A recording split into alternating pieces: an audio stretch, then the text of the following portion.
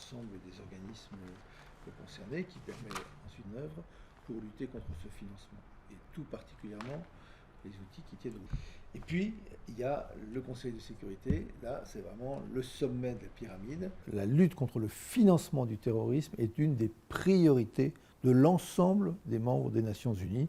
Et chacun devra mettre en œuvre les mesures nécessaires pour lutter efficacement contre ces modalités les plus diverses de financement du terrorisme. Que ce soit le financement des grands mouvements de terrorisme, par exemple Daesh, ou que ce soit le financement des petits groupes qui peuvent faire énormément de dégâts sur nos sociétés, comme on a pu le voir en France. Le premier outil, c'est l'échange d'informations. Un bon échange d'informations entre les pays, entre les organismes qui peuvent être différents d'un pays à l'autre, qui recueillent de l'information sur les mouvements financiers, pour que chacun puisse dire, voilà, il y a telle personne que je surveille, telle autre personne qui me paraît dangereuse. Est-ce que vous avez des informations précises sur les mouvements financiers qui entourent cette personne? Le deuxième objectif, c'est d'adopter un texte qui rend juridiquement valable les actions qui seront menées par ces pays. Je pense en particulier, par exemple, au gel des avoirs.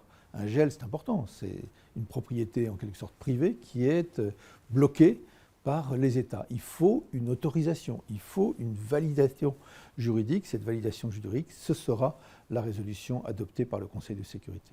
Le Conseil de sécurité, selon toute probabilité, sera unanime sur un sujet comme celui-ci.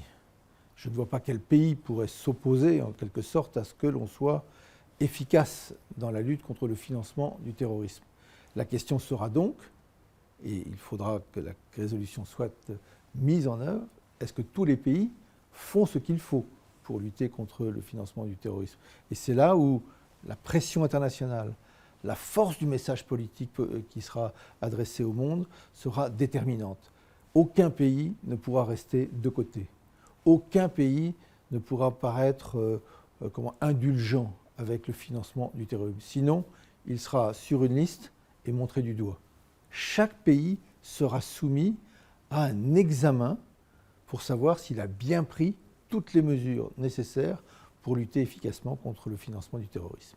Tout le monde va vouloir prendre les bonnes mesures. C'est là où le GAFI intervient. La question qui est posée, c'est est-ce que chacun mettra en œuvre les mesures nécessaires?